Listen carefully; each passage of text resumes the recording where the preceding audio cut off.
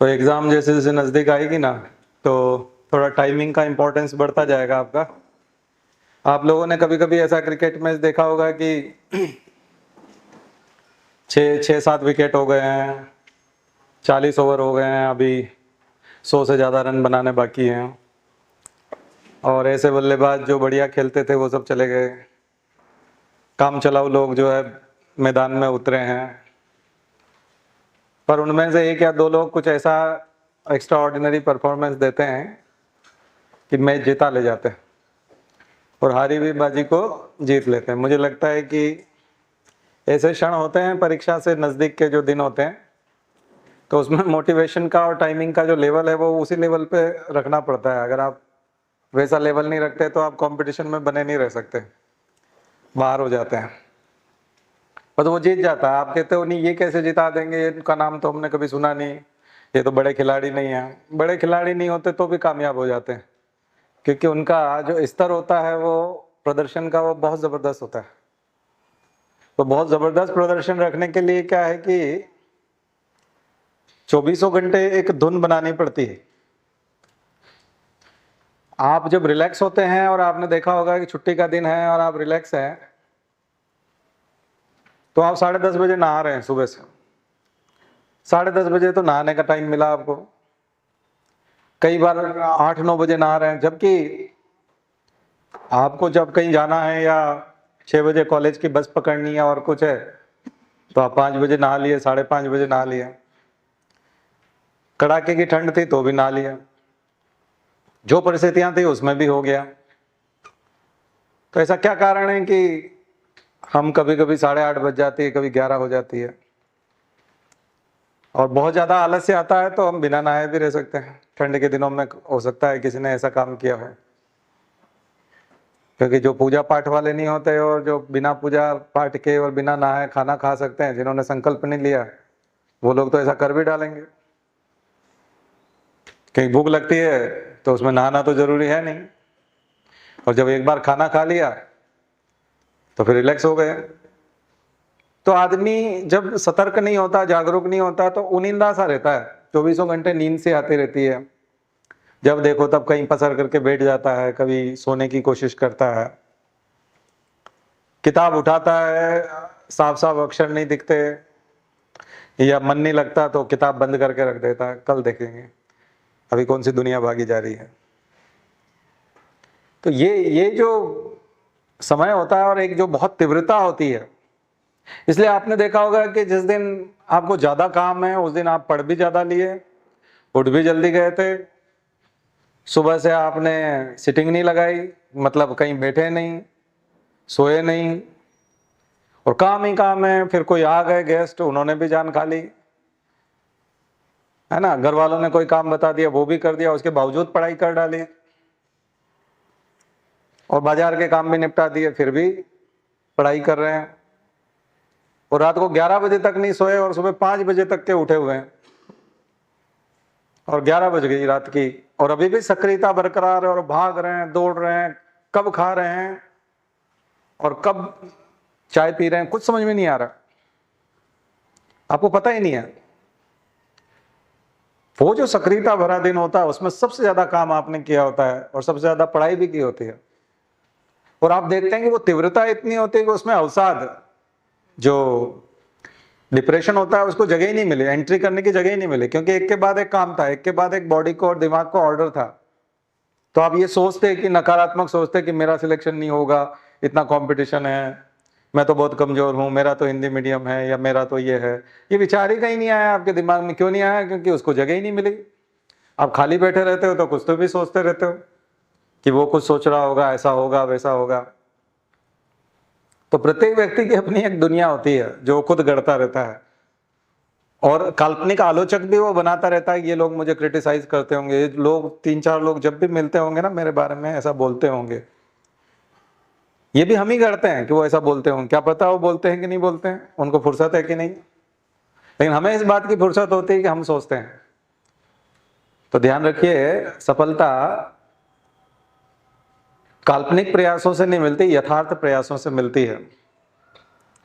और अगर कोई असली में बोलते भी हैं तो आप उसको कल्पना मान लीजिए कि मैं कल्पना कर रहा हूं कि वो ऐसा बोल रहे होंगे, वाकई में नहीं बोल रहे हैं, ऐसा भी हो सकता है।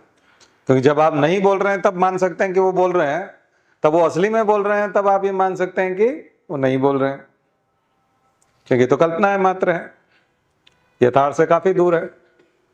यथार्थ एकमात्र चीज है आपका प्रयास, आपका एफर्ट।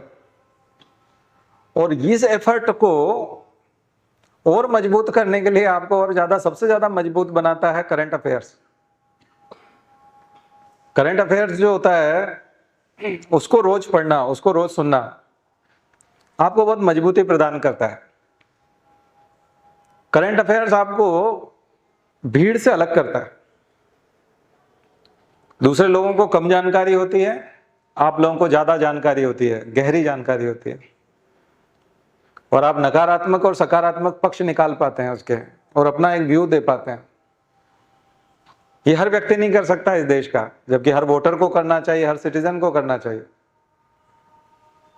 लेकिन हर व्यक्ति नहीं करता।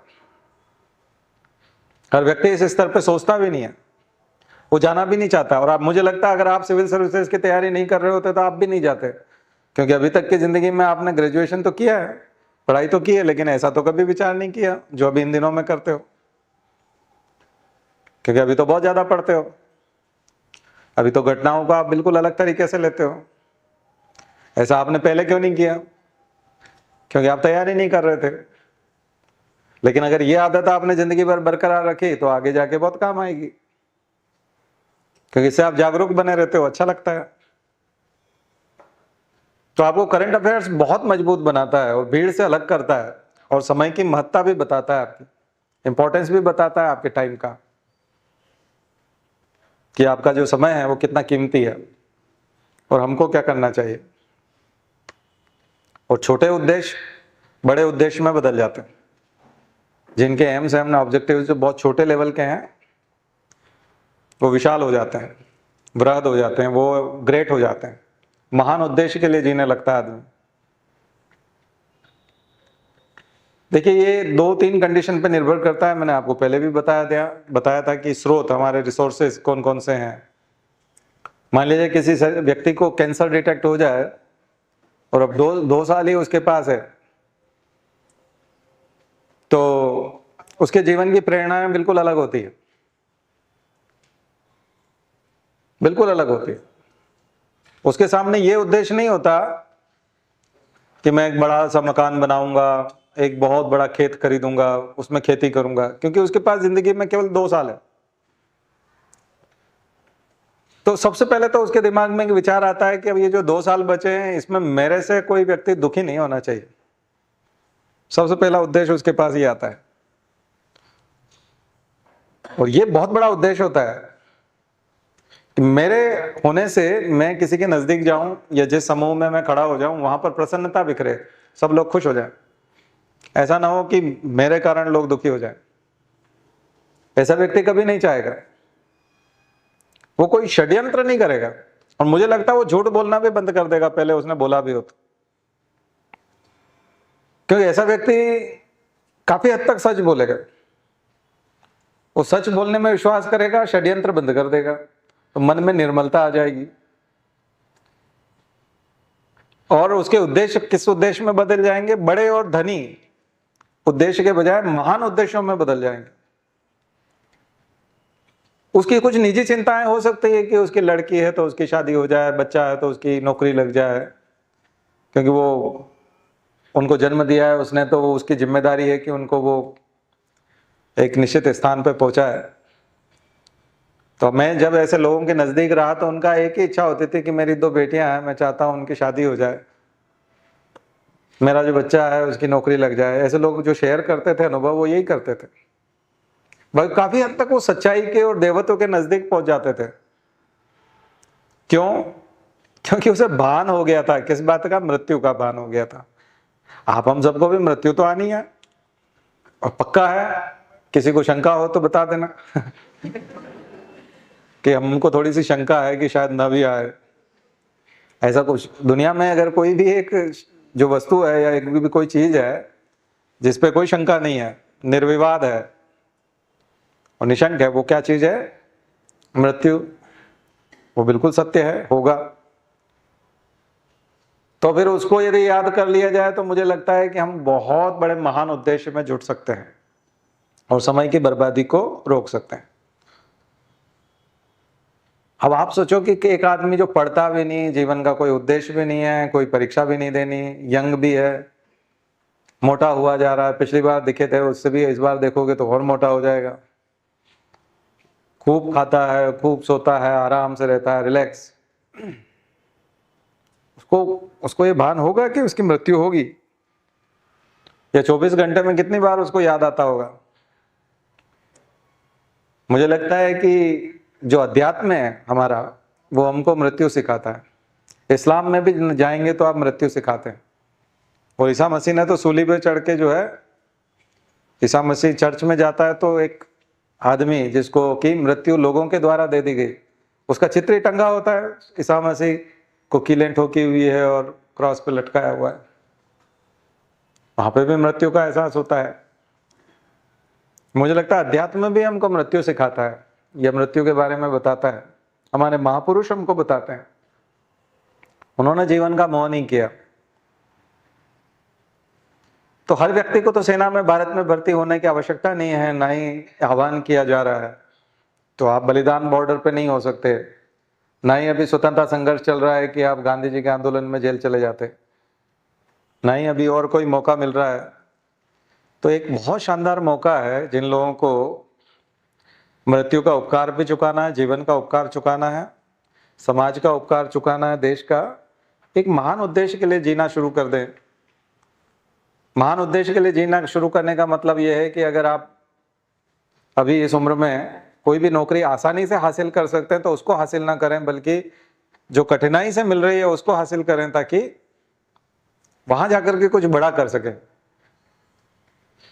और वहां जाकर के वो काम कर सकें जो दूसरे लोग शायद पैसा लेके करते या गलत काम करके करते। मुझे लगता है कि ये 24 घंटे दिमाग में रखा तो आपकी पढ़ाई हो जाएगी और खूब अच्छे से होगी।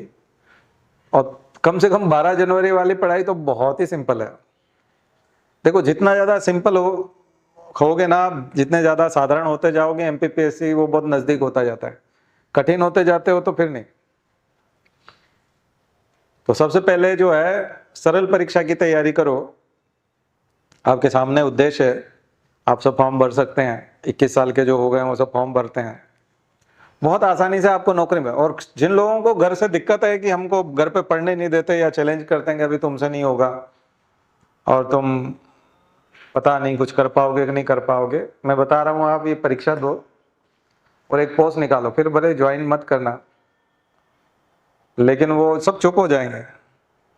बहुत जबरदस्त प्रभावित होते हैं एमपीपीएससी की परीक्षा पास होकर के। अगर कोई बच्चा डिप्टी कलेक्टर ना बने, कोई छोटा मोटा कोऑपरेटिव इंस्पेक्टर या कुछ भी बन जाए ना, तहसीलदार वगैरह बन जाए। मैं भी पहली बार जब नायब तहसीलदार बना था तो पूरे मोहल्ले के लोग माला वाला पहनाने आ गए थे। हमने कहा ये क्या है? हमने कहा हमने ऐसे ही दे दिया था, हमने तो पढ़ाई भी नहीं की ढंग से, अभी मतलब अब आईएएस की परीक्षा देने की इच्छा है हमारी, हमने तो ऐसे ही दे दिया। पर वो सबसे पहला सिलेक्शन हुआ था एमपीपीएससी में, तो माला वाला लेके आ गए। कहा अरे नहीं, अभी तो और अभी मालाएं रखो, बाद में और कुछ करेंगे। इसी में ही माला पहना दोगे तो अगली बार तो तुम जुलूस ही निकाल दोगे, है ना? ये तो बहुत ज्यादा हो जाएगा। तो लोग जो है बड़े उतावले होते हैं। अच्छा, जो हमारे प्रोफेसर थे वो हमको आप बोलने लगे, और जब आगे के सिलेक्शन हुए यूपीएससी वाले तो हमारे प्रिंसिपल ने कुर्सी से उठ गए और मुझे बिठाने लगे उस कुर्सी पे। कॉलेज के प्रिंसिपल, अरे सर इधर आइए। मैंने कहा सर नहीं हो सर, मैं तो स्टूडेंट रहा हूँ आपका, आप प्रिंसिपल हैं इस कॉलेज के। तो बोले नहीं नहीं, आप क्या हैं आपको नहीं पता। हमने कहा नहीं नहीं, सब पता हमको। आप टीचर बने रहिए, आप अपनी गरिमा भूल रहे हैं कि आपको क्या, आप क्या हो आपको नहीं पता। वो भूल जाते हैं तो बहुत महत्व मिलता है, फिर चुप हो जाते हैं, फिर घर वाले सब, है ना?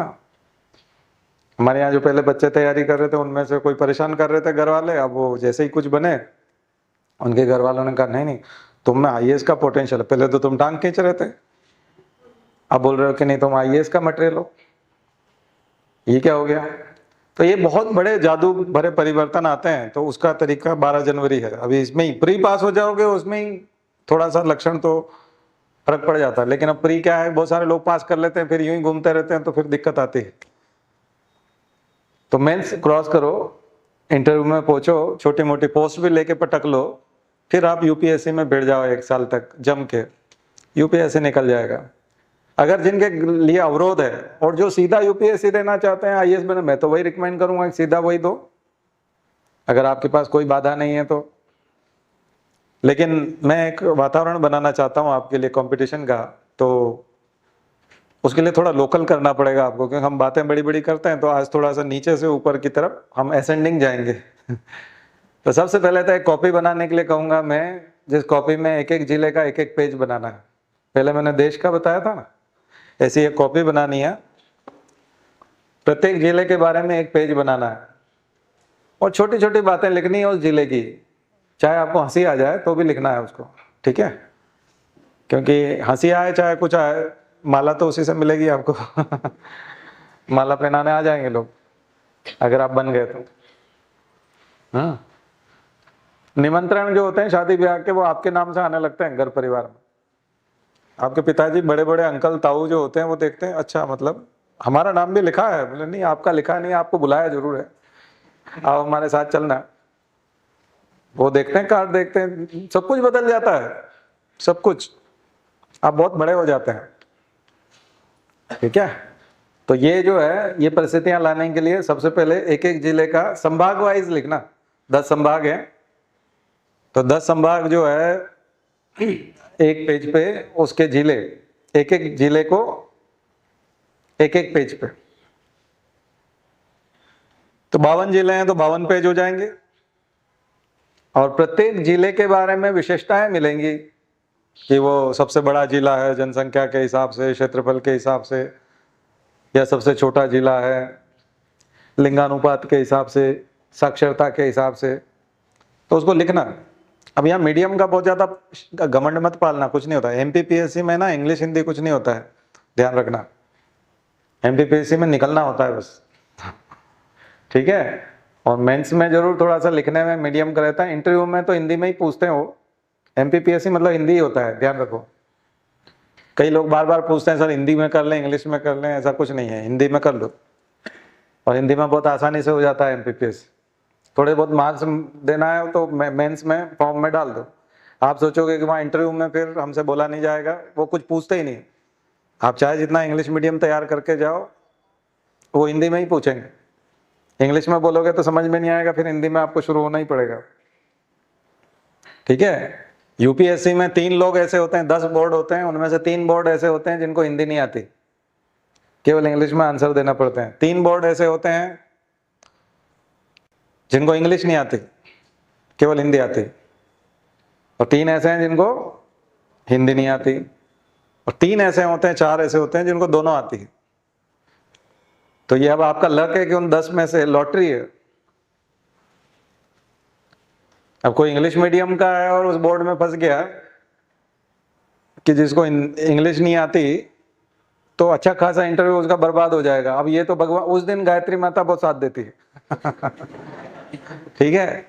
गायत्री माता जो है, पूरा श्रद्धा से अगरबत्ती लगाना, गायत्री मंत्र बोलना, चमत्कार मिलेगा। उस दिन चमत्कार देखने को मिलेगा आपको। अगर आपको वाकई में गायत्री माता का चमत्कार देखना है तो इंटरव्यू में पहुंच जाओ और आप इंग्लिश मीडियम के हो और इंग्लिश मीडियम का जानकार आदमी आपको इंटरव्यू में मिले, ठीक है? और आप इंग्लिश में बोलना जानते हो और वो भी इंग्लिश में बात करना चाहता है, इसके लिए ये समीकरण बैठा है। एमपीपीएससी में 5 बोर्ड होते हैं, उसमें से एक आध को इंग्लिश आती है, पर बच्चे बार बार हिंदी बोल के उसका भ्रम तोड़ देते हैं कुछ सालों में। तो उसको भी हिंदी का कर देते हैं वो। इसलिए कोई ज्यादा चिंता करने की जरूरत नहीं है। एमपीपीएससी में तो कतई चिंता करने की जरूरत नहीं। मीडियम मतलब हिंदी, ठीक है? मुझे लगता है जो मध्य प्रदेश में रहता है वो इंग्लिश इतनी जानता है कि हिंदी में बोल सकता है, ठीक है? तो ये वाली कोई समस्या नहीं है। तो इसलिए आप हिंदी में नोट्स बना सकते हैं। प्रीलिम्स में तो कोई दिक्कत ही नहीं है, दोनों मीडियम में लिखा रहता है ना? पर इंग्लिश वाला ही मानना, क्योंकि हिंदी वाला गलत भी रहता है, गलत लिखा रहता है। तो कभी कभी इंग्लिश में भी गलत हो सकता है, इसका कुछ कह नहीं सकते, लेकिन आपको नोट्स बनाना है। नोट्स एक एक जिले का बना लोगे, मेला वहाँ कौन सा पड़ता है उस जिले में, फैक्ट्री कौन सी है, उद्योग कौन सा है, तो कुछ पॉइंट्स लिख सकते हो। सबसे पहले परिचय, एक लाइन में परिचय दीजिए जिले का, वो छोटा है बड़ा है कैसा है। दूसरे में वहाँ की जनसंख्या और उसके बारे में लिखिए। तीसरे में आप हेडक्वार्टर लिखिए, हेडक्वार्टर कहाँ पर है।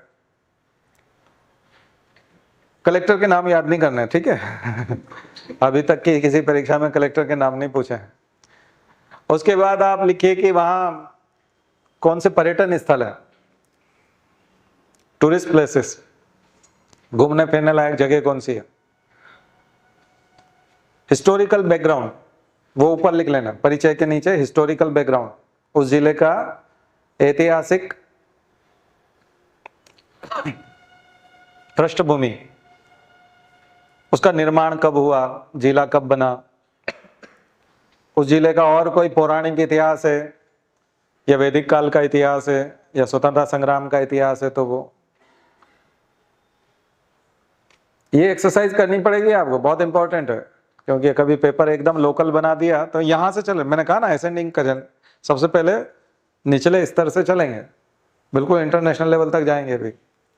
तो 12 जनवरी तक आपको कैसे क्या क्या एक्सरसाइज करना है, अब पेपर कुछ भी हो सकता है, तो हम लोग उसके लिए तैयारी करें। फिर लिखिए इंडस्ट्रीज, कैसी इंडस्ट्री है उस डिस्ट्रिक्ट में, कौन कौन से उद्योग हैं, रोजगार कहाँ मिलता है, कैसे मिलता है उसमें। फिर एजुकेशन इंस्टीट्यूट, अगर वहां पर फिजिकल एजुकेशन का कुछ है, वेटनरी का है, उस जिले में चिकित्सा महाविद्यालय है, मेडिकल कॉलेज है, इंजीनियरिंग कॉलेज है बढ़िया, या और कोई स्पेशल कोई शिक्षा संस्थान है, यूनिवर्सिटी है, उसका नाम, तो एजुकेशनल इंस्टीट्यूट। उस क्षेत्र का, उस जिले का प्रमुख खेल, स्पोर्ट्स स्टेडियम,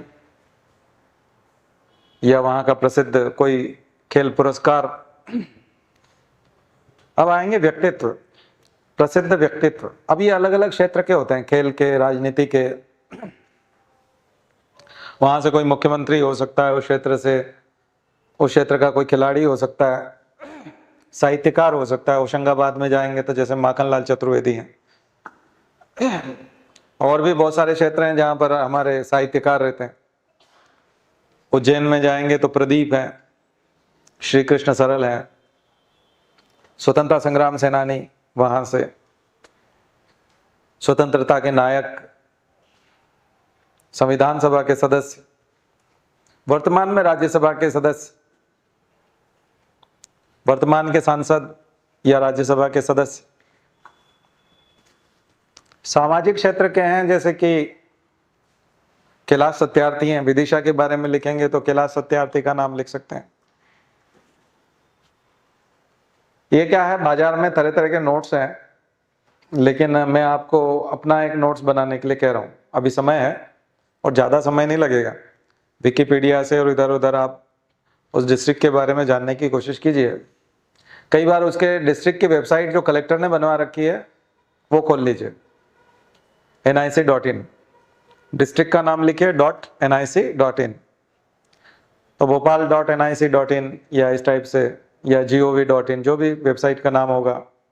तो कलेक्टर ने उस डिस्ट्रिक्ट की प्रोफाइल में कुछ चीज़ें इंट्रोडक्शन में दी होगी, अबाउट अस या डिस्ट्रिक्ट के बारे में। कुछ फोटोग्राफ होंगे जो फ्लैश होंगे ऊपर, जो वहाँ के बिल्कुल स्पेशल फीचर्स होंगे उस डिस्ट्रिक्ट के, उसको आप पता करिए। थोड़ी एक्सरसाइज इस तरह से करिए, क्योंकि जो लोग कॉपी करते हैं वो बड़े पढ़े लिखे लोग नहीं होते, समझदार लोग नहीं होते। तो आपको लगता है कि उन्होंने बहुत अच्छा नोट्स बनाया होगा। और कई लोग दिल्ली के इंस्टीट्यूट की बात करते हैं, लेकिन दिल्ली के इंस्टीट्यूट में भी वहाँ जो सुबह ताला खोलता था, गेट खोलता था, झाड़ू लगाता था, उनके यहाँ कोई लड़का, और वो अब सेटल होना चाहता है। बोले सर शादी होने वाली, अब मैं सेटल हो जाऊं, बहुत हो गया झाड़ू लगाते। तो बोलता है वहाँ चले जाओ, एमपी में चले जाओ, वहाँ तुम्हारा इंस्टीट्यूट खोल देते हैं, हमारी ब्रांच दे देते हैं। आया समझ में? तो वहाँ झाड़ू लगाने वाला उसने ज़िंदगी में कभी पढ़ाया नहीं, बस ये है कि हाँ वो सुनता रहता था कि सर बच्चों को कैसे बेवकूफ़ बनाते हैं, तो वो सब इंस्टीट्यूट खोल देते हैं। अब बुरी हालत है, बहुत बुरी हालत है उनकी, समझिए उस चीज़ को। तो आप खुद समझिए कि एमपी गवर्नमेंट की वेबसाइट दुर्भाग्य से उतनी अच्छी नहीं है कि जिसको, लेकिन डिस्ट्रिक्ट वाइज वेबसाइट पर जाएंगे तो कुछ कलेक्टर्स ऐसे हैं जिन्होंने अपने फोटो लगा लिए हैं, वाकई में वो अभी कलेक्टर भी है और उसी का फोटो है, समझ लो अच्छी है। नहीं तो कई लोग तो फोटो भी 6-6 महीने बाद याद आती है उनको, पिछले वाले कलेक्टर का ही लगा रहता है है ना? कुछ मंत्रालय की वेबसाइट पे आप जाएंगे अभी तक शिवराज सिंह दिख रहे हैं। बहुत बुरी हालत है, आईटी के मामले में बहुत पिछड़ा हुआ है। तो उसमें क्रॉस चेक करना पड़ेगा, आपको पता चल जाएगा। आपने 10-15 वेबसाइट अगर विजिट की तो आपको समझ में आ जाएगा कौन सी वेबसाइट अच्छी है कौन सी खराब है। वेबसाइट बहुत अच्छा सोर्स है, उसके बाद सबसे लेटेस्ट जानकारी है।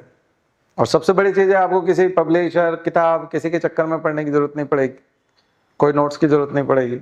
हिंदी ग्रंथ अकादमी का भी हम लोग बोलते हैं, पर उनका सबका भी आईक्यू बहुत कम है, तो उनके बौद्धिक क्षमता के हिसाब से उन्होंने जो भी किया वो बढ़िया प्रदर्शन है वो, ठीक है। और चूंकि आप को डिप्टी कलेक्टर बनना है, ऊपर जाना है, टॉप 10 में आना है, तो आप अगर आप बन गए ना डिप्टी कलेक्टर, तो आप देखोगे कि पूरे मध्य प्रदेश की जितनी भी किताबें बनी हुई है उससे बढ़िया किताब आप बना सकते हो, पर तब आपके पास टाइम नहीं होगा। इतनी योग्यता होती है टॉप 10 में जो आता है मध्य प्रदेश में एमपीपीएससी में, उसके पास इतनी योग्यता होती है कि एक भी किताब मार्केट में उसके नॉलेज के बराबर नहीं है। उसको आप दिखाओगे तो वो सब किताबें रिजेक्ट कर देगा, बोले ये पढ़ के तो तुम कभी नहीं बन सकते, इतनी बुरी हालत है। तो थोड़ा सा सोचना पड़ेगा आपको नोट्स के बारे में, मेहनत करना पड़ेगी। अच्छा, इस खेल खेल में बहुत कुछ सीख जाओगे नोट्स बनाने में, 10 तरह की चीजें दिखेंगी, फिर आप उसमें से सेलेक्ट करोगे, अच्छा ये भी मंदिर है ये भी मंदिर है, नहीं पर ये इतना नहीं, इसमें मेला लगता है इसमें भीड़ आती है, नहीं ये ठीक है, तब आप सेलेक्ट करोगे ये नाम लिखूंगा मैं। लेकिन याद तो आपको 10 मंदिर हो गए, तो फिर तो अच्छी तैयारी हो गई। मुझे लगता है जब हम छटनी करते हैं नोट्स बनाने के लिए कुछ, तो आप 8-10-15 चीजें देखते हो उसके बाद छटनी करते हो ना। मेला लगा है तो इस जिले में 10 तरह के मेले लगते हैं, लेकिन आपको तो 1 या 2 मेले लिखने हैं, लेकिन आप 10 तरह के मेले देखते हो तो आसानी से आप छांट सकते हो। अब कुछ किताबों का सहारा लिया जाता है, लेकिन मैंने कुछ किताबें देखी बड़ी बेतरतीब है, मतलब जिस मेले को कोई नहीं जाता उस मेले में उसका नाम उसने लिखा हुआ है कि ये यहाँ लगता है, और जिसमें भीड़ जाती है उसके बारे में लिखा नहीं है। तो आपको लगेगा, आप देखना नोट्स बड़े बेकार से नोट्स, क्योंकि क्या है कि यहाँ कंपटीशन नहीं है कि बिहार के लोग भी नोट्स बनाने के लिए आ जाएं, तमिलनाडु वाले भी आ जाएं। यूपीएससी में कंपटीशन होने से थोड़ी सी क्वालिटी है, पूरे देश में कंपटीशन है तो लेवल बढ़ गया। आप अपने कॉलेज का टूर्नामेंट देखें, फिर रणजी ट्रॉफी देखें, और फिर वो प्रेसिडेंट 11 के मैच होते हैं वो देखें, और फिर आप इंटरनेशनल देखें या फिर वर्ल्ड कप के लिए जब आप मैच देखते हो तो कितना रोमांच आता है, कितना टैलेंट आता है और कैसी टीम बनाई जाती है। नहीं तो आप कहते हैं ना विराट कोहली को तो इस बार आराम दिया गया है उसको तो ये कर दिया है, क्योंकि वो उतना इंपॉर्टेंट ही नहीं है। एमपीपीएससी को उतना इंपॉर्टेंस मिलता नहीं है, इस वजह से क्वालिटी उतनी मटेरियल की है नहीं। तो मुझे लगता है कि आप खुद को ये जिम्मेदारी संभालनी चाहिए, दूसरे के लिए नहीं तो अपने लिए, खुद के लिए नोट्स बनाइए। अब नोट्स बहुत ज्यादा बनाने के चक्कर में भी नहीं पढ़ना है, क्योंकि टाइम बहुत कम होता है, लेकिन एक जिले के बारे में 1 पेज तो बना सकते हैं। 52 तो जिले हैं कुल, 52 पेज में तो पूरा मध्य प्रदेश कवर हो जाएगा। और 1 पेज यदि आपने एक जिले के बारे में खास खास बातों से भर लिया तो बहुत कुछ तैयारी हो जाएगी। आप खनिज लिख लीजिए, उस जिले में बहने वाली नदी, उस जिले का प्रसिद्ध बांध, उस जिले की प्रमुख फसल, अगर कोई हाईवे गुजर रहा है उस डिस्ट्रिक्ट से तो वो, रेलवे जंक्शन या कोई महत्वपूर्ण इंपॉर्टेंट ट्रांसपोर्ट से रिलेटेड कोई चीज है, अंतर्राष्ट्रीय हवाई अड्डा है या ऐसा कुछ है तो वो।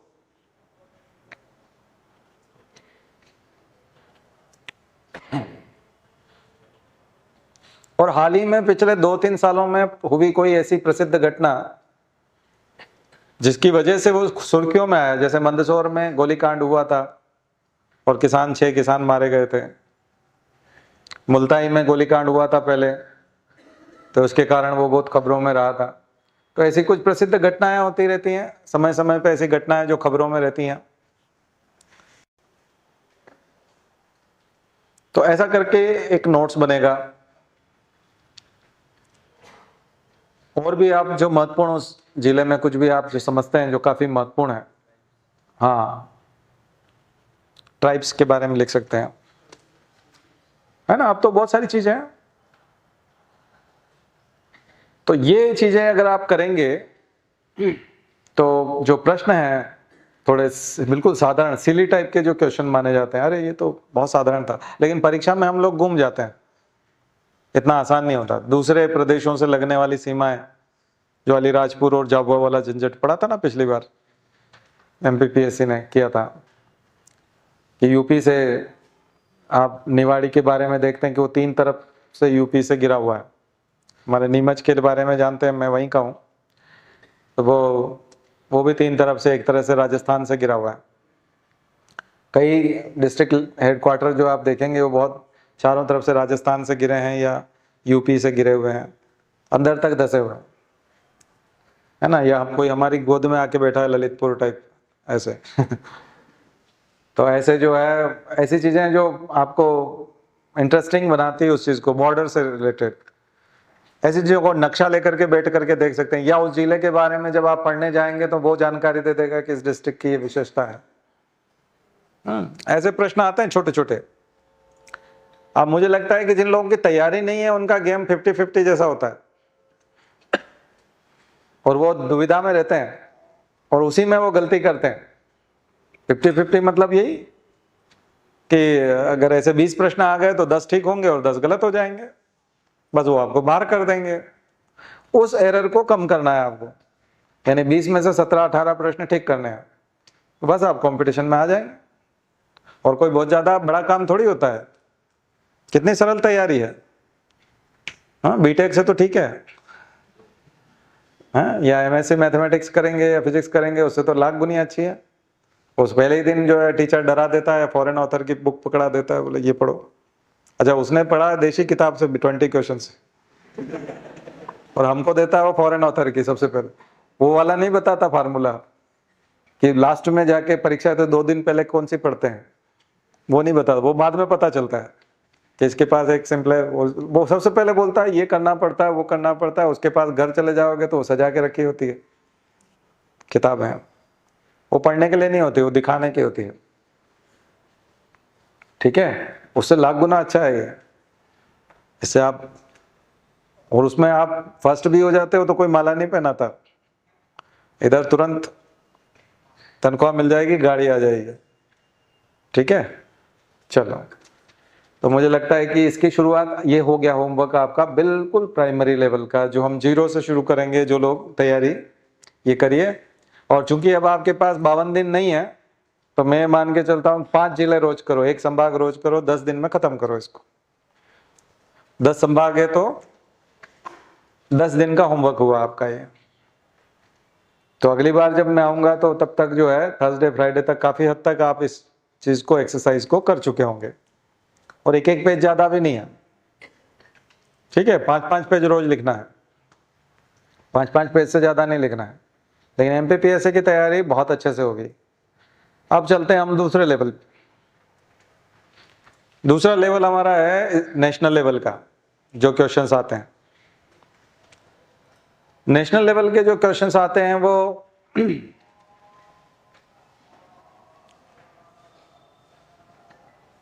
अगर मान लिया जाए नेशनल लेवल के मैं वेटेज अगर निकालूं उसका 30 क्वेश्चंस, 30 क्वेश्चन। अभी हम सब्जेक्ट में नहीं चल रहे, हिस्ट्री पॉलिटी अभी उसमें नहीं जा रहे हैं, हम 30 क्वेश्चंस निकाल रहे हैं। और 30 क्वेश्चंस में से 10 क्वेश्चंस पर्सनालिटी और प्लेसेस के बारे में होते हैं और ऑर्गेनाइजेशंस के बारे में होते हैं, नेम से रिलेटेड होते हैं। कई बार वो पूछ लेगा कि नीति आयोग के सीईओ कौन है, वित्त आयोग के अध्यक्ष कौन है वर्तमान में। तो आपको नेशनल लेवल पे पर्सनालिटीज तैयार करनी है, व्यक्तित्व, प्रमुख संस्थानों के, इंस्टीट्यूशंस के, ऑर्गेनाइजेशंस के चीफ, प्रमुख, और खास करके महिलाएं अगर हैं तो। फिर उसके बाद कुछ और चीजें होती है, सरकारी नहीं होती है, या कुछ इस तरह की चीजें होती है, फिल्म विकास निगम है या एनएसडी है, नेशनल स्कूल ऑफ ड्रामा है, या ऐसी चीजें। इनके प्रमुख, इसरो के प्रमुख, सीबीआई के प्रमुख। सीबीआई के प्रमुख पूछने की संभावना है ना, ऋषि कुमार शुक्ला जो हमारे यहीं से डीजीपी थे और वहां पहुंच गए, और बड़ा विवाद भी हुआ था सीबीआई का। ईडी का प्रमुख भी पूछा जा सकता है। अभी ईडी ने बहुत लोगों को डराया है ना। और अजित पवार जो है वो सब चकमा देकर के आ गए। वो कबड्डी खेलने के लिए जाता है तो टच करके आ जाता है ना, तो वो करके आ जाता है, वैसा ही गेम हो गया। ऐसी जो चीजें करते हैं, ऐसी जो संस्थाएं लगी हुई थी, अब वो उसके ऊपर कार्रवाई भी नहीं कर सकते। कार्रवाई करेंगे तो बोले अरे आप तो इसको बना रहे थे, ये इतना बेकार आदमी है, वो कर भी नहीं सकते। तो ये संस्थाओं का कमाल है। पी चिदम्बरम बैठे हुए अंदर, ईडी। ऐसी संस्थाओं को अब इतना बड़ा कारण, इतना कुछ हो रहा है देश में, तो आपको उन संस्थाओं के प्रमुख या उन संस्थाओं के नाम, उनके फुल फॉर्म, ये सब सवाल हो सकते हैं। ऐसे 10 सवाल हो सकते हैं लगभग। फिर आएंगे घटनाओं से रिलेटेड इवेंट्स, प्रमुख इवेंट्स। पिछले 2 सालों में, 1 साल में जो इवेंट्स हुए हैं नेशनल लेवल पे, उनके बारे में। घटनाएं, राम मंदिर का फैसला घटना नहीं है, ध्यान रखना, ये नीतिगत फैसला है। एनआरसी घटना नहीं है, एनआरसी नीतिगत फैसला है। द हिंदू में घटनाओं के ऊपर बहुत कम न्यूज बनती है। घटनाओं पे न्यूज बनाते हैं हिंदी अखबार। हमारे जो हिंदी अखबार है वो घटनाओं पे बनाते हैं। कहीं कोई घटना हो जाती ना, उसके ऊपर खूब लंबी चौड़ी न्यूज बनाते हैं कि ऐसा हुआ है। लोग चटकारे से उसको पढ़ते हैं। अच्छा, फिर पुलिस ने क्या किया, पुलिस ने ये किया, पुलिस ने पूछताछ की, क्या पूछताछ की, उसमें बड़ा इंटरेस्ट रहता है लोगों को। हिंदी अखबारों में यही मसाला मिलेगा। और आंखें भी सुबह सुबह घटनाएं खोजती है। चाय के साथ, नाश्ते के साथ एक भूख और होती है कि कुछ घटना है। 4थी मंजिल से गिर पड़ा और मर गया, तो फिर उसको लगा किसी ने धक्का दिया या पांव फिसला। पूरा 1 घंटा उसके दिमाग में यही चलेगा। अगर उसमें नहीं दिया तो दूसरे दिन का अखबार खेले, वो 4थी मंजिल से गिरा था, उसका हुआ क्या था, आज कुछ निकला होगा। आगे का सस्पेंस, क्राइम पेट्रोल। तो वो हो जाता है। तो वो जो खबरें होती है वो नहीं। घटनाएं भी कैसी, बड़ी घटना है। भगदड़ हुई, स्टाम्पेड हुआ, 70 लोग मर गए, भूकंप जैसी, या ये तो हमारे यहाँ तो आते नहीं, वोल्केनो भी हमारे यहाँ नहीं है, लेकिन फिर भी ऐसी कोई बड़ी घटना है। उन घटनाओं से रिलेटेड जो खबरें होती है, और वो प्रश्न होते हैं, लगभग 10 प्रश्न इस टाइप के होते हैं। और 10 प्रश्न जो होते हैं वो करंट अफेयर्स का जो हमारा मसाला है, नीतिगत फैसले जो होते हैं देश भर में, जो सुप्रीम कोर्ट के फैसले होते हैं, संसद का कोई कानून होता है, या फिर सरकार कोई डिसीजन लेती है, कोई योजना जो सरकार चलाती है, स्कीम, प्लान, एक्ट, संवैधानिक सुधार,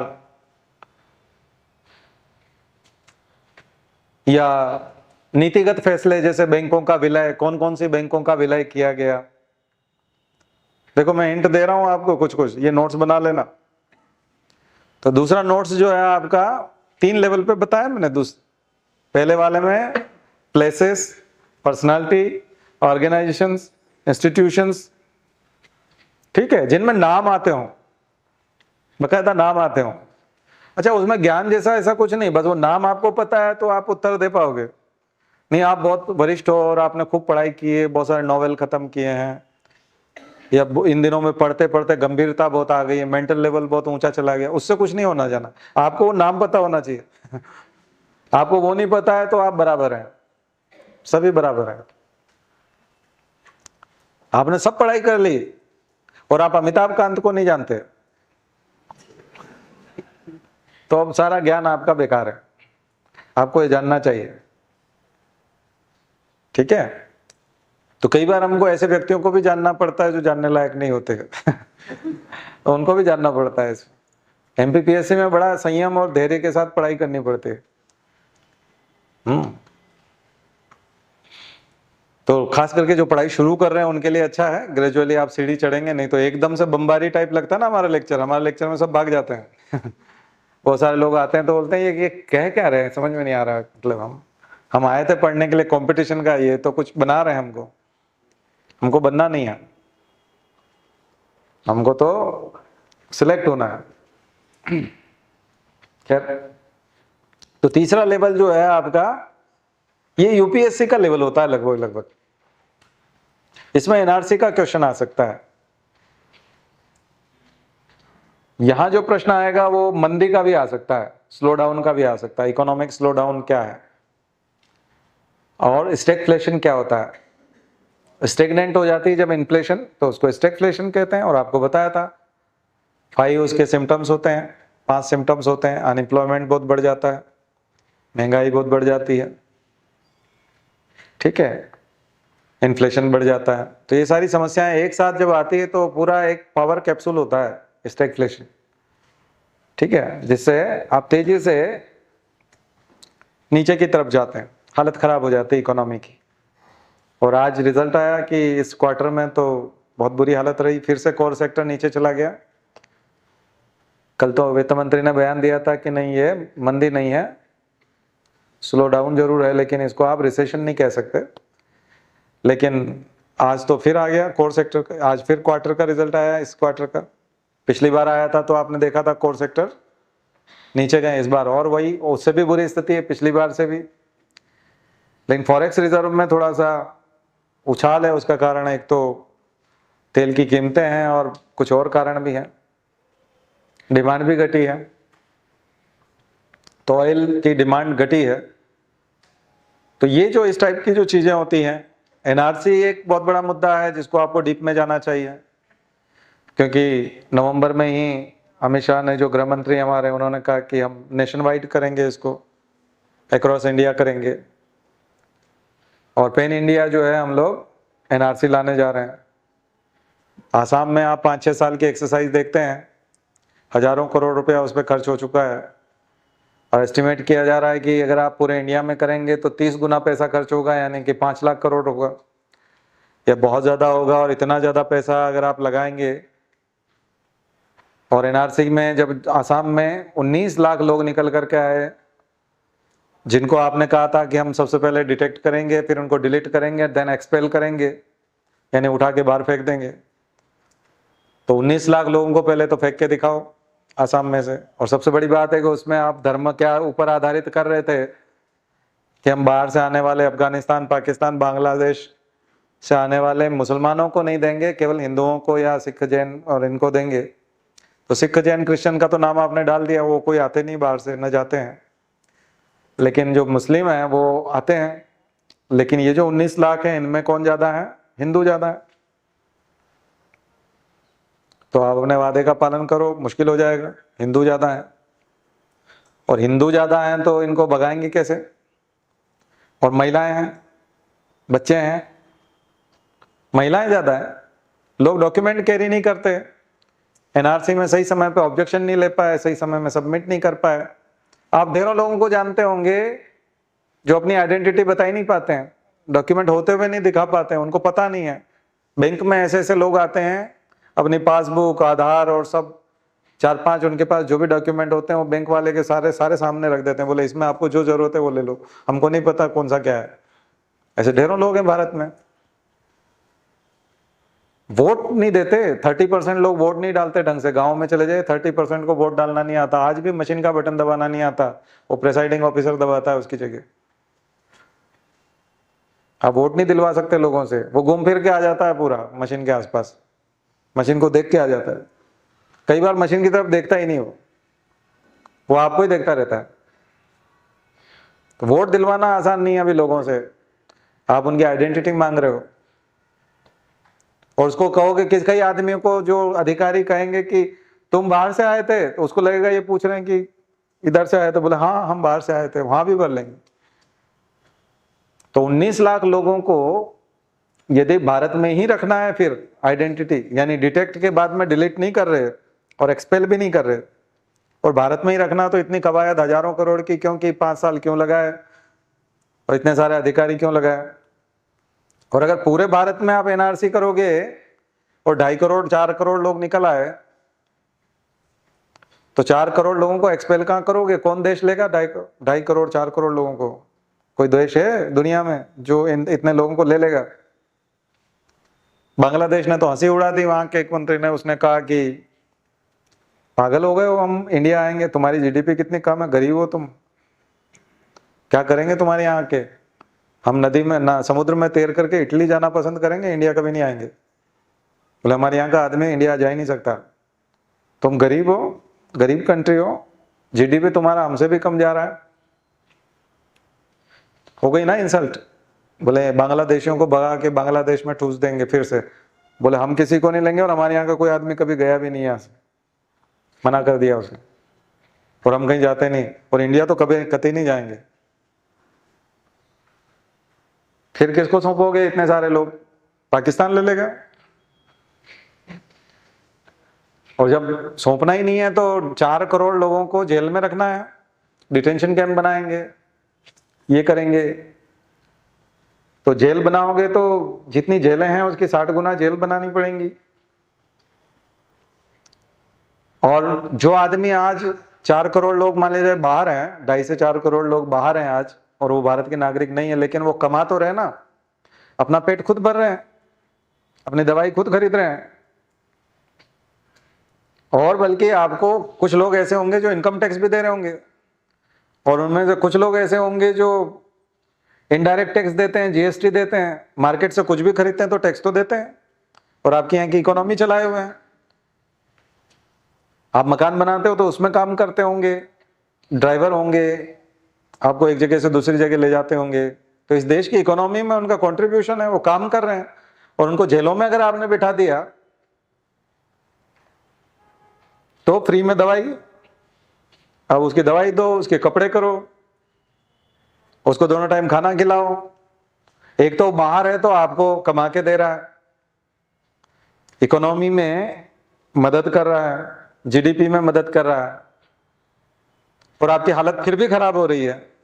और जब 4 करोड़ लोगों को डिटेंशन जेल में बिठा दोगे और इतने लोगों को फिर खिलाना पड़ेगा, इतने लोगों के कपड़े देना पड़ेंगे, दवाई करनी पड़ेगी, इलाज करना पड़ेगा, और वो करेंगे कुछ नहीं, तो फिर हमारी जीडीपी कहां जाएगी?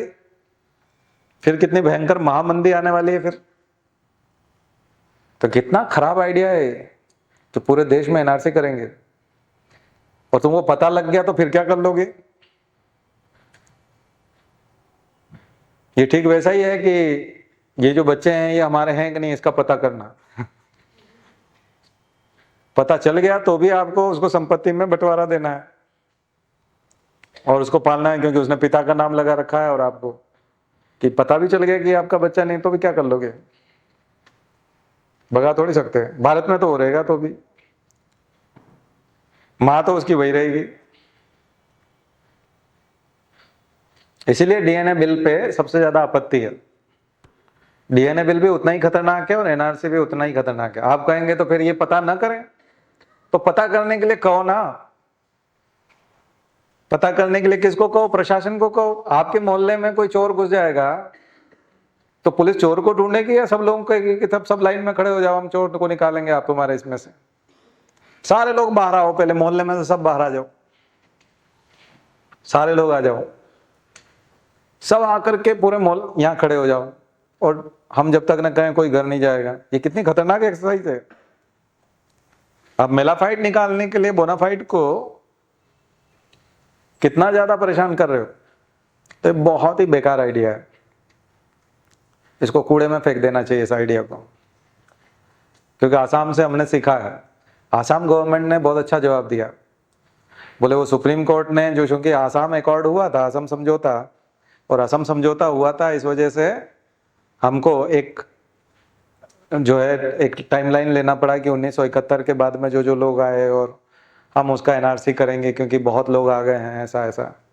और असम समझौते में ये था कि हमारे यहाँ की जो एथनिसिटी है वो गड़बड़ हो रही है, तो उसको ठीक करना, तो एक न्याय के तहत जस्टिस हो हमारे साथ, इसलिए सुप्रीम कोर्ट ने बोला। और सुप्रीम कोर्ट के कहने से, एक तरह से सुप्रीम कोर्ट का मैंडेट था या सुप्रीम कोर्ट का एक वर्डिक्ट है, जिसकी वजह से हमको यहाँ एक्सरसाइज करनी पड़ रही। लेकिन अब उन्होंने वहाँ के बीजेपी के जो अध्यक्ष हैं या बीजेपी के जो मुख्यमंत्री हैं और तमाम प्रकार के मंत्री हैं, उन सब ने कहा, बोले ये हमने किया, देखा, अब हम ये चाहते हैं कि ये जो गृह मंत्री जी इन दिनों में अभी अभी जो बोल रहे हैं कि हम पेन इंडिया वाला करेंगे, हम उसी में शामिल होना चाहते हैं।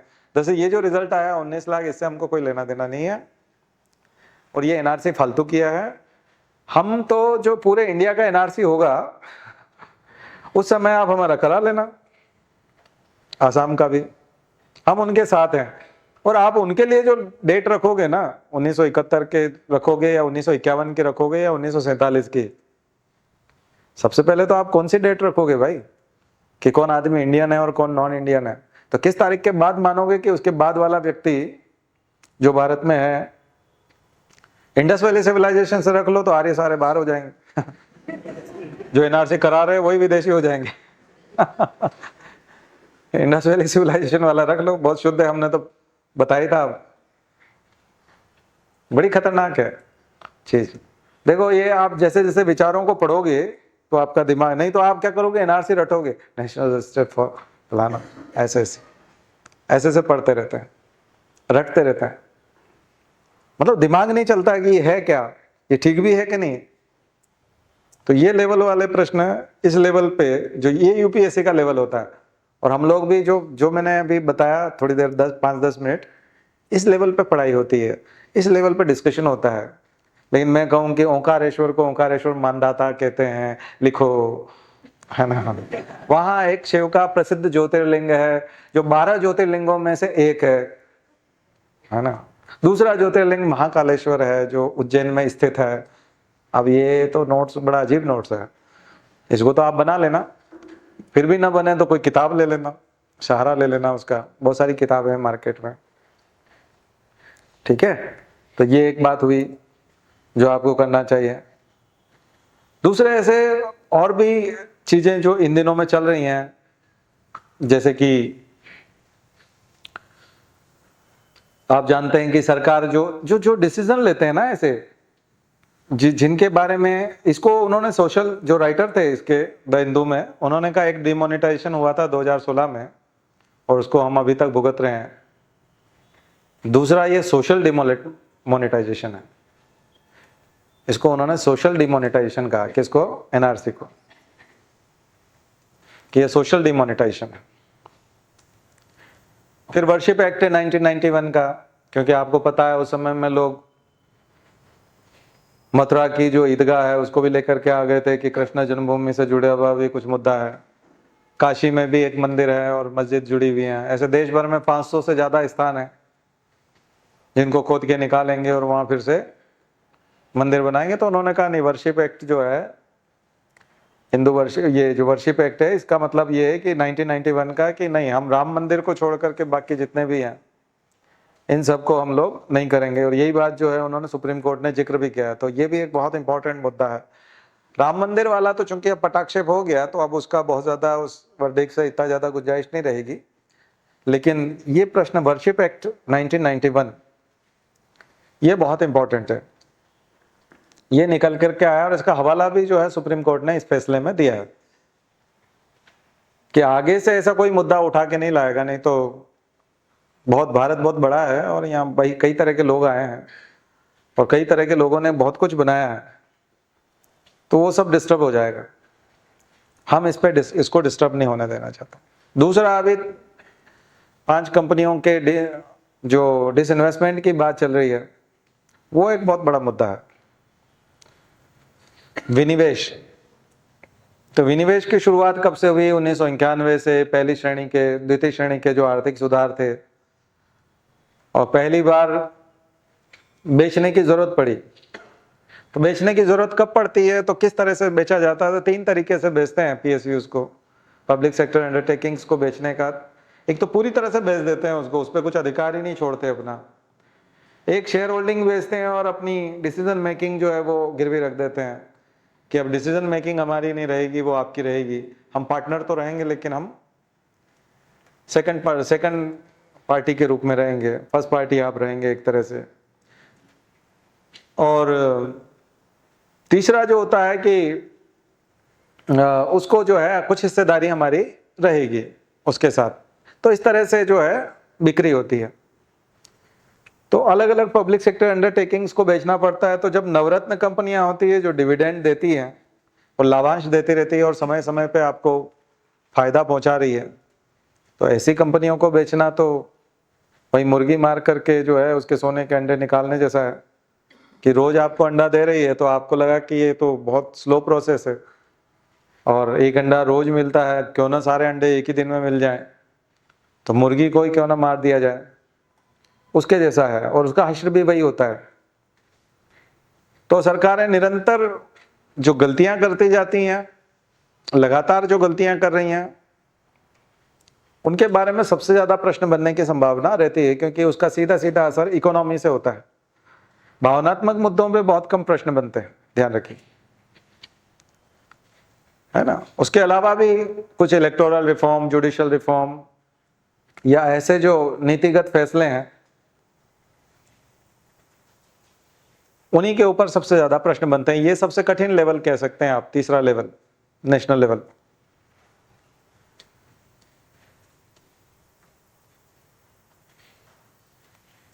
फिर अगला स्तर आता है इंटरनेशनल लेवल का, अंतर्राष्ट्रीय स्तर के जो प्रश्न होते हैं। ये एमपीपीएससी जैसी परीक्षा में बहुत कम होते हैं, बहुत ज्यादा होते हैं तो 10 प्रश्न होते हैं, ज्यादा से ज्यादा प्रश्न 10 प्रश्न होते हैं। तो जो हम एमपी के जो लोकल प्रश्न मान रहे थे वो लगभग 15 से 20 प्रश्न मान रहे हैं।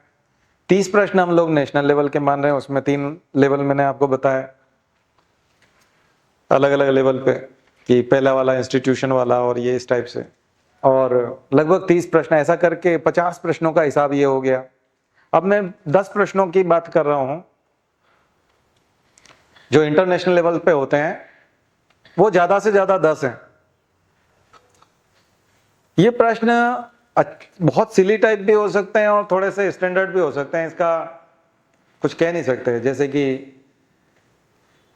पड़ोसी राज्य हमारे अफगानिस्तान है, पाकिस्तान है, बांग्लादेश है, नेपाल है, यहाँ के प्रधानमंत्री, श्रीलंका है ना, यहाँ के प्रधानमंत्री या राष्ट्रपति का नाम पूछ लेते हैं सार्क कंट्रीज में से, या भारत की यात्रा पे आए चीन, रशिया, अमेरिका, ब्रिटेन, फ्रांस, ऐसी जगहों पर जो प्रधानमंत्री हैं, राष्ट्रपति हैं, उनके नाम पूछ लिए जाते हैं। तो मुझे लगता है कि जो इंटरनेशनल डायरी आप बनाएंगे एक एक देश के बारे में, उसमें आप प्रधानमंत्री, राष्ट्रपति का नाम लिखेंगे तो भारत के साथ जिसका एक आध साल में संबंध रहा है या भारत की खबरों में रहा है, उसकी प्रश्न पूछने की संभावना बहुत ज्यादा होती है। या फिर अंतर्राष्ट्रीय स्तर पर कोई ख्याति मिली है तो उसका प्रश्न आता है, तो इन दिनों में आपको उसकी तैयारी करनी चाहिए।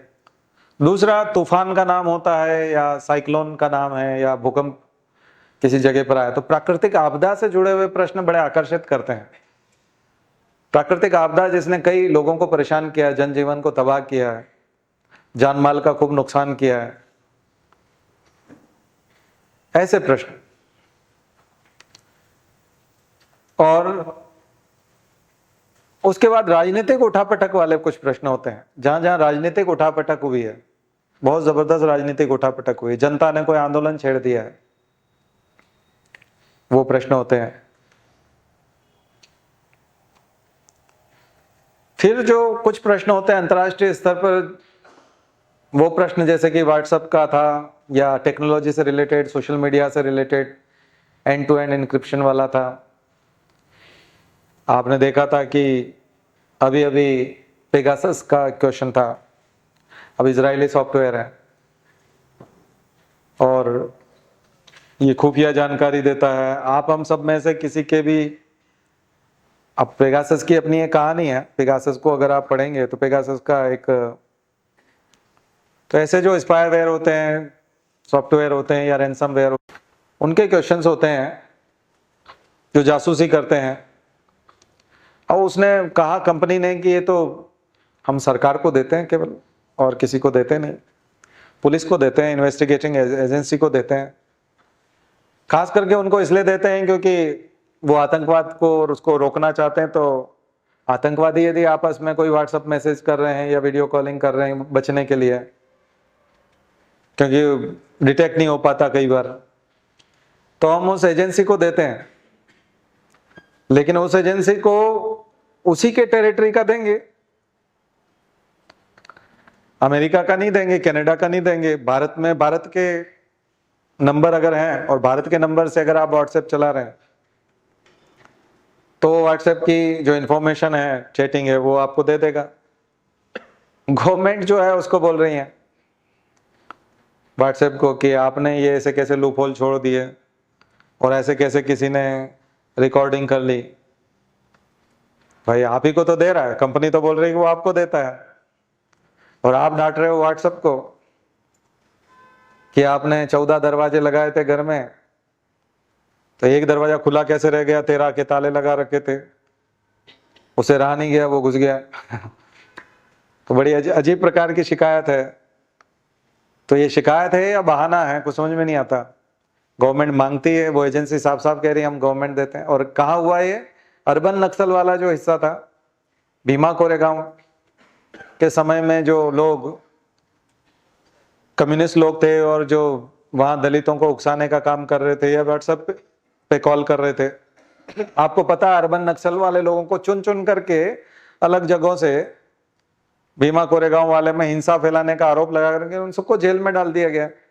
तब सुप्रीम कोर्ट ने कहा, बोले ये क्या है, ये तो ऐसे कैसे आप किसी को जेल में डाल सकते हैं? बोले नहीं नहीं नहीं, तो आप बताइए ना। अब उन्होंने ये नहीं बताया हमने इनका सब व्हाट्सएप कॉल सुन लिया और ये क्या षड्यंत्र कर रहे थे। दरअसल ये दलितों को उकसा रहे हैं कि तुम्हारे खिलाफ मराठों ने ये किया है, वो किया। तो आपको पता कैसे चला? इन्होंने स्वीकार किया है या कोई एजेंसी आपकी सीबीआई? वो नहीं, अब वो क्या कॉल सुन रहे थे ना, गवर्नमेंट कॉल सुन रही थी। तो वही पेगासस वाला केस है। ये बड़ा इंटरेस्टिंग केस है, इसको आप देखिएगा। इसमें इजराइल वो एजेंसी भी आ जाएंगी फॉरेन की, खुद व्हाट्सएप आ जाएगा, सोशल मीडिया का अपना एक वो आ जाएगा। सोशल मीडिया ने पे उनने कहा, बोले हाँ हमारी गलती हो गई, हमसे थोड़ी चूक हो गई। एप्पल ने अपना फोन में भी, आईफोन में भी सुधार कर लिया, बोले हम भी पूरा ध्यान रखते हैं। लेकिन ये कैसे हो गया, पेगासस ने ये कैसे कर लिया? बोले हमसे एक जगह गड़बड़ हो गई थी, शायद उसी का दुरुपयोग हो गया।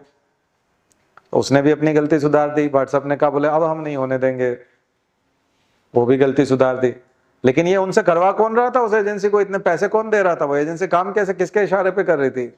वो तो गवर्नमेंट ही थी, वो तो यही गृह मंत्रालय था, यही सब था, इन्होंने ही निकाले थे। और इन्होंने ही वो अर्बन नक्सल के तौर पे उसको कठोर से कठोर, सुप्रीम कोर्ट ने कहा बोले इनको बाहर निकालो। ये तो राइट टू प्राइवेसी का भी वो हो रहा है, राइट टू लाइफ का भी हो रहा है, और फ्रीडम का भी हो रहा है, तो फ्रीडम ऑफ स्पीच है। बोले नहीं, इसके घर में वो कार्ल मार्क्स की किताब पड़ी हुई है। अरे तो उससे क्या दिक्कत है? बोले हमने देखा, और उसने क्या सेल्फी ली होगी, पीछे कार्ल मार्क्स की होगी, उनको दिख गया। तो फोन तो एकदम से सब कुछ पकड़ता है ना, इसलिए आप देखते हो कि आपके फोन के आसपास आप जो कुछ भी बात कर रहे होते हो उसके विज्ञापन आने लगते हैं। आपने अपने दोस्त से कुछ कहा कि यार ये खाने की इच्छा है, आप अपना फेसबुक कुछ तो भी घुमाओ, दूसरा तीसरा विज्ञापन वही वाला होगा, क्योंकि आपका माइक्रोफोन ऑन है, आपका जीपीएस ऑन है। तो जिस लोकेशन पे आप पहुंच गए वहां के होटल दिखाने लगता है। आर्टिफिशियल इंटेलिजेंस यही तो है, तुरंत काम करता है। तो जीपीएस, अगर आपको बचना है इन सब झंझट से, आप में से कितने लोग लॉग आउट करते हैं अपने जीमेल को या अपने मेल अकाउंट को या अपने सोशल मीडिया अकाउंट को? हम कोई लॉग आउट नहीं करते, हम उसी में रहते हैं। अपना फोन बंद करते हैं। फोन बंद होने से इंटरनेट ऑन है और लॉग इन है। जब आप लॉग इन है और इंटरनेट ऑन है और जीपीएस ऑन है, माइक्रोफोन ऑन है, और आपने इजाजत दे रखी कि मेरी जो लाइब्रेरी है उसमें से आप कुछ भी ले जा सकते हो, आपकी गैलरी को छू सकता है, आपके सारे फोटोग्राफ देख सकता है। तो बताइए फिर प्राइवेसी कहाँ है? कुछ भी नहीं है। तो कुछ भी हो सकता है। इसलिए आपके सारे विज्ञापन, धनाधन विज्ञापन, मेल पे, इस पे, सारे सोशल मीडिया पे वही विज्ञापन होते हैं जो आपके इंटरेस्ट के होते हैं। आपके फोन का कौन सा मॉडल है और उसका कौन सा केस होगा और कौन सा कवर जो है अभी लेटेस्ट आया हुआ है, इसके विज्ञापन अपने आप आने लगते हैं, जबकि आपने कभी नहीं बताया कि मेरा फोन का मॉडल ये है। आप कोई गाड़ी यूज करते हैं, स्कूटी करते हैं, कार करते हैं और चाबी लगाते हैं, आपने कभी चाबी का फोटो नहीं खींचा और कभी नहीं बताया फोन को कि आपके पास इसकी गाड़ी है या इस कंपनी की कार है, तो कोई विज्ञापन नहीं आएगा। लेकिन आपने कार के साथ फोटो क्लिक कर दिया और उसमें अगर उसको नाम दिख गया, ये कार उसने पहचान ली, और वो अगर आपने फोन में खींच भी लिया, अभी सोशल मीडिया पर डाला नहीं है, आपको उस गाड़ी से रिलेटेड जो भी सर्विसेज हैं उसके विज्ञापन आने लग जाएंगे। उससे पहले कभी नहीं आएंगे। आपने उस चाबी का फोटो अगर खींच लिया गाड़ी की, तो चाबी का केस का फोटो आने लग जाएगा। इस चाबी का बहुत अच्छा केस हमारे पास है। ये डेटा बेचने का जमाना है। ये जमाना ऐसा है जिसमें डेटा बिकता है। और आपका अर्बन क्लिप हुआ, आपका उबर ऐप हुआ, लिफ्ट हुआ, जोमेटो हुआ, ये सब डेटा पे ही कमाई करते हैं। उनके पास डेटा होता है क्योंकि वो एक रजिस्ट्रेशन लेते हैं आपसे, आप रजिस्टर करते हैं as a customer, consumer. Flipkart हुआ ही है। और फिर सर्विस प्रोवाइडर को आप वहां देते हैं, और सर्विस प्रोवाइडर जो है वो सर्विस जो है उस डेटा वाले, उस डेटा का खेल है सारा। जिसके पास जितना बड़ा डेटा वो उतनी बड़ी कंपनी, क्योंकि ज्यादा से ज्यादा लोगों ने डेटा रजिस्टर उसको करा रखा है। तो ये जो सदी है, पूरी की पूरी सेंचुरी, ये आगे आने वाले समय में केवल डेटा की सदी होगी। और अधिकांश लोग जो व्हाट्सएप और फेसबुक तो एक ही, इंस्टाग्राम सब उसका एक ही माया है, एक ही मालिक है। उन लोगों ने, सब ने लोगों को आदत डलवाई कि हम कम्युनिकेट कराते हैं ना, आप बात क्यों नहीं करते, आपके बहुत पुराने से पुराने मित्र को हम खोज निकालेंगे, देखो हमारे प्लेटफॉर्म पे होगा। नहीं, हम 20 साल पहले जानते थे, वो हमारे साथ पढ़ता था। बोले आप नाम तो डालो उसका, कुछ तो हिंट दो, हम ढूंढते हैं ना उसको। ऐसा ललचाया लोगों को कि हम संबंध बनाएंगे, हम नेटवर्क बनाएंगे, हम आपकी बात कराएंगे। हाँ, वो लाइक और शेयर उस वाले झंझट में ऐसा उलझाना आदमी, तो न सबके आर्टिफिशियल इंटेलिजेंस से सबका डेटा चुरा लिया। ये बहुत बड़ा डिजास्टर भी है और एक ये कहें कि उत्थान भी है। देखा जाए तो रिवॉल्यूशन है, क्रांति है कम्युनिकेशन के रूप में। लेकिन रोजगार सिकुड़ता जाएगा और कुछ लोग अमीर बनते चले जाएंगे क्योंकि वो डेटा कंपनी के मालिक होंगे और सब कुछ वो बेचेंगे, बहुत बड़ा परसेंटेज उनके हाथ में होगा। इसलिए जो पूरा पैसा खाना बनाने वाले रेस्टोरेंट वाले को मिलना चाहिए, उसके कर्मचारियों को मिलना चाहिए, वो सारा का सारा पैसा अधिकांश वो कंपनी जो खाना सप्लाई कर रही है, बना वो रहा है, सप्लाई वो कर रही है। जो कार लेके शामिल हो जाता है उबर में, ओला में, अपनी कार लेता है, अपना फ्यूल भराता है, ओला वाला उससे भी पैसा लेता है और जो उसमें बैठता है उससे भी पैसा लेता है, दोनों से पैसा लेता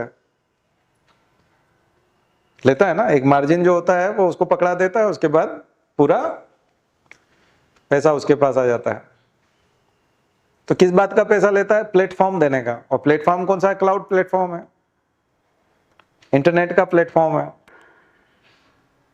और फिर डेटा कंपनियां 2 साल के लिए रोक लिया सरकार ने कंपनी को, वोडाफोन को, आइडिया को। और एक तरह वोडाफोन तो बाहर ही है, वो तो जाने लगे थे, उन्होंने कहा 2 साल रुक जाइए, 2 साल तक हम कुछ नहीं मांगेंगे आपसे, अभी तो आपका 20,000 करोड़ का है, थोड़ा 30-40 करोड़ का हो जाने दीजिए कर्जा, अभी से कहाँ से हो जा रहे हैं। और जियो जो है उसको बिल्कुल छूट मिली हुई है, दूसरी कंपनियां बिल्कुल खत्म हो रही हैं। ये सब कहानी है हमारी करंट अफेयर से, ये इसको समझिए। पकड़िए, इनके तमाम एंगल्स को देखिए, और उसमें बहुत सारी चीजें हैं। मुझे लगता है कि ये लेवल जो है इंटरनेशनल लेवल पर टेक्नोलॉजी के रूप में जाएगा। और बचे हुए जो 40 प्रश्न हैं वो आपके सब्जेक्ट से होंगे, पॉलिटी से, हिस्ट्री से, ज्योग्राफी से, और SC/ST एक्ट से। ठीक है, तो प्रश्नों का वितरण जो है मैंने समझाया। अब ये कितना हद तक सही होगा ये आप परीक्षा देंगे तो समझ में आएगा, लेकिन आप अपनी तैयारी को कैसे शुरू करें, उत्साह को कैसे बनाए रखें, मुझे लगता है मैंने मिला जुला जो है एक बात करने की कोशिश की है। तो आप इसका लाभ उठाइए और अगली बार होमवर्क के तौर पे मुझे 52 जिले जरूर दिखाइए। ठीक है, चलिए शांति।